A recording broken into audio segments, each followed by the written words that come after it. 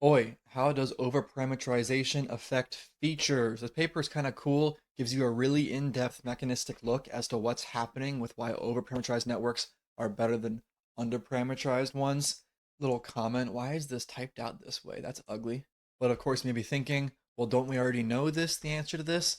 Well, most people just kind of phrase it in terms of, oh, bigger must be better. This paper gives you a really mechanistic look in depth as to what is happening, and it more importantly puts them on a more level playing field than you otherwise would have seen in past research. But anyways, I'm gonna go ahead and get started. Like before we do, like, subscribe, comment, all the YouTube things. Join the Discord to discuss. Support me either with that YouTube join button down below or on Patreon. If you support through YouTube, you will get early access to videos. Obligatory disclaimer, and I'd say I'm at a level 3 for today. Let's get started. So, as I assume you're aware, overparameterized networks are more powerful due to their greater number of parameters. That's kind of a weird claim to make, right? In this paper, they aim to go beyond that simple statement and actually focus on the case where overparameterized and underparameterized networks are compared on an equal footing. More specifically, they went to analyze features, which are the representations learned by the hidden layers of the network, and ensure that both the overparameterized and underparameterized networks have the same number of features in the actual comparison. So they're making a more level playing field and controlling for what has not yet been controlled before. Quick definition of overparameterization is the setting where the number of parameters is higher than the number of data points, right? So our two networks of interest, first one, the base network, which has high width, uh, is overparameterized with respect to the data set. We'll refer to it as M1. It has L layers. Each layer has a width N1 through NL, right?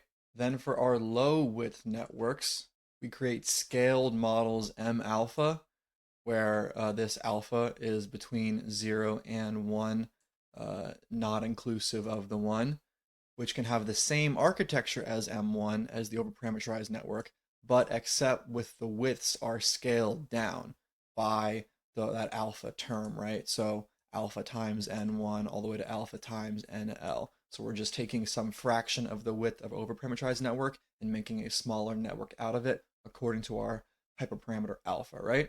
And this width scaling, as opposed to, say, depth scaling, ensures that all the models have the same inductive biases. So you wouldn't want to compare a wide, deep model to a shallow, thin model. That's too many things to change at once. By keeping the same depth, we ensure the same inductive biases in learning. So just to be clear, you may have heard it the word used differently other places, but in this framework, the overparameterization is defined with respect to the model size and not the number of training data points. Sometimes that term is used to refer to training data points. So, do the features of overparameterized networks exhibit greater expressivity than the features of low width networks, given that they do perform better? So, the question in this paper, one of the goals, is to investigate whether the features learned by the overparameterized networks can be spanned by the features learned by low width networks. In theory, if the features learned in low width networks can span the features learned in high width networks, you would assume the low width network could do everything that the over parameterized network could do, because you still have a good enough basis that actually does span the entire thing. But if in contrast we have the features the of which are linearly represented in the over parameterized network cannot be spanned by the ones in the low width network, that would be an actual mechanistic explanation as to why overparameterized networks do better as opposed to just parameters being more, which is kind of one step away from the actual thing being features. Here they define mathematically a measure that can tell how well the features of one network span the features of another, and hence how expressive it is. So while it's believable that low width network features are less expressive just because they have fewer features or parameters, just because they have fewer bases with which to use to span, in this paper we ask a more challenging question. even if we concatenate a large number of low width networks trained independently with different initializations so that the total number of features slash parameters match that of the overparameterized network, do the concatenated low width features have the same expressivity as the overparameterized ones, right? So let's say your uh, overparameterized network learns two features and the underparameterized network learns one, right? We're going to concatenate, just put side by side and kind of piece them together, two underparameterized networks in the hopes that, okay, one feature plus one feature equals two, right? Should that now be able to match that of the larger network? And the interesting question here is, well, if there is an actual order to which features are learned, if some features are more obvious, they are learned more easily by gradient descent, then it would probably be the case that the smaller networks would, the two of them, would both learn the exact same feature and therefore not be able to span the presumably two different features learned by the larger network. And that's the big question here as to what is actually happening. If, on the other hand, you train a low width network and it learns a random feature from all of those which it is possible and useful to learn, then in theory, concatenating thin networks together would actually, in the limit, uh, give you on average the same representation of ability as the large network as long as you have the same number of features. Here in the math, they set up some conditions to ensure the same number of features in their comparison.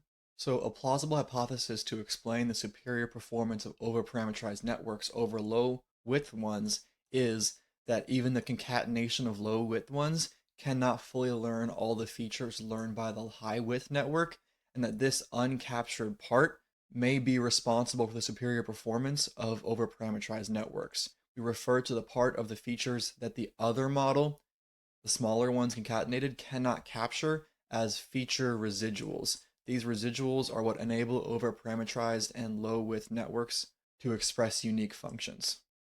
Here they establish a measure which is positive when the smaller width according to alpha networks cannot fully capture the overparameterized features, while it is negative when the opposite is true, when it can fully capture that of the overparameterized network. And as you would have expected, empirical finding is that in fact, even concatenating many low width networks does not manage to capture the full features of the large width network in the same way that just using the large width network but different random initialization could in fact capture. And they do find a continued trend as they decrease alpha as you make the width of the concatenated network smaller. It does in fact make that metric larger, implying that these concatenated networks do get even worse at capturing the big one as you make them more and more tinier concatenated networks as opposed to a few medium-sized ones. However, it's not necessarily true that overparameterized models have a superior expressivity over low-width ones. It could be the case that low-width models may also learn some features that overparameterized ones cannot express, whether that be because of inductive biases or some quirk with just what it wants to learn through training. And it seems like they did find that to be the case, that overparameterized networks could not fully capture the features of sufficiently low width ones. Sufficiently low width meaning you can't just make it a little bit smaller, if you have to make it a lot smaller. And you find that the actual much, much smaller ones do have features that cannot be captured by the overparameterized larger networks, which is interesting. It kind of sheds light. Maybe it's worth combining them or something. Might there be still a use for traditional small machine learning models somewhere in there if they are capable of capturing some unique features, at least in these experiments? But overall, there is a main highlight observation that they see through most experiments, is that overparameterized networks can learn some essential features that low width models cannot capture, the residual ones, right? And this is the crux of what makes overparameterized networks just better, even better than taking multiple smaller networks and concatenating them. Here they set up a kind of toy artificial data set to trivially display what's actually happening here. If we have here, it's 5 vectors all within RD. They are orthonormal sets, which we can call signal vectors, right? And each sample consists of an input X and a label Y, where that label Y is defined by, here we see a case of addition, and then multiplication, and then SGN, I believe that's a nonlinearity right there. But basically, we are going to see if this, in this toy example, if the model can learn and what the difference is between learning the features that were just addition versus the ones that were multiplication and therefore should be more complicated in this setup. Our learner model is just a 4 hidden layer MLP with ReLU, and we say that a model learns the given signal vector if it has at least one activated neuron, which is highly correlated with that signal vector. Now, figures 5A and 5B, the left and the middle, display the total number of activated neurons by V1, one of the additionals, one of the signal vectors that uses addition, and V3, one of the signal vectors that uses multiplication throughout the training process. And we see the number of activated neurons over time according to, we have network width here is this alpha value with 1. So the purple lines being the widest overparameterized network, and then all the way down to a 300th of the size for our smallest underparameterized network. So both model types, over and underparameterized, learn the addition vectors, but the low width ones fail to learn V3, the multiplication vector, which you can see as the curves for the two smallest networks, the divide by 300 and divide by 200 width, collapse to 0, 0 being the number of activated neurons that are actually working to try and measure V3, that multiplicative signal vector.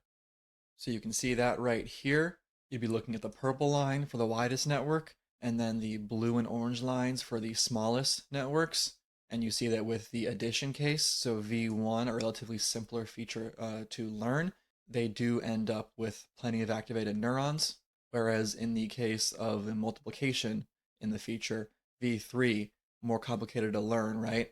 The widest network purple line still has activated neurons after a certain number of epochs, but the two smallest networks, divide by 120 and 300, they collapse very quickly. They become just incapable of learning this specific signal. And then figure 5C displays the evolution of the correlation between an overparameterized model's neurons and the signal vectors. The correlations gradually increase to 1, meaning that this model has learned all 5 of the signal vectors. You see that right here. If it were to show the smaller networks, then what you would have seen is V3, 4, and 5, the orange, blue, and green lines in that case, in that graph, then those lines would have dropped down to 0, no correlation. But this is the big model, which was successful and was able to properly pick up all types of signals in the actual data set. So what is so special about the multiplication features? A model can independently learn the addition signal vectors V1 and V2 for improved model accuracy. They can be learned independently is the key.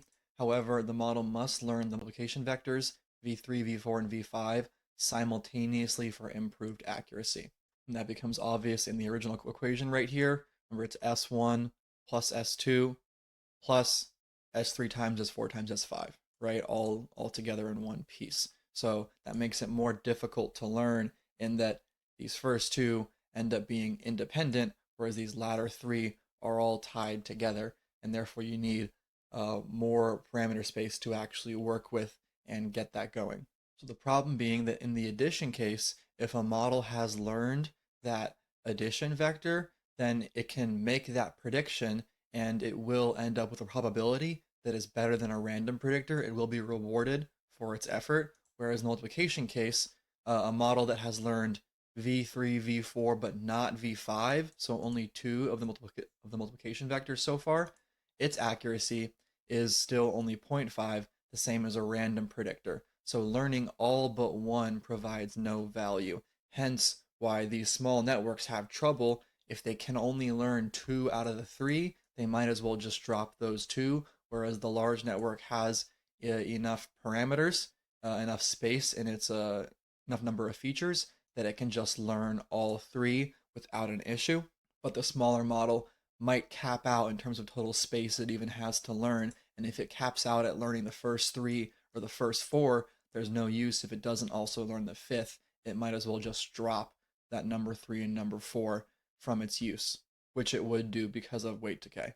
Now, that toy setting, to be fair, doesn't exactly match with the empirical results, since we do not demonstrate that the underparameterized networks do learn some features that the overparameterized ones cannot capture. In our toy network, it was just overparameterized network is clearly better, and we displayed why. But they, it seems like, either didn't want to or were too lazy, or I think more likely couldn't figure out how to come up with a scenario in which the smaller networks actually do learn unique features, and that does leave the door open for maybe their interpretation being wrong entirely, more likely just more gaps to be filled in here.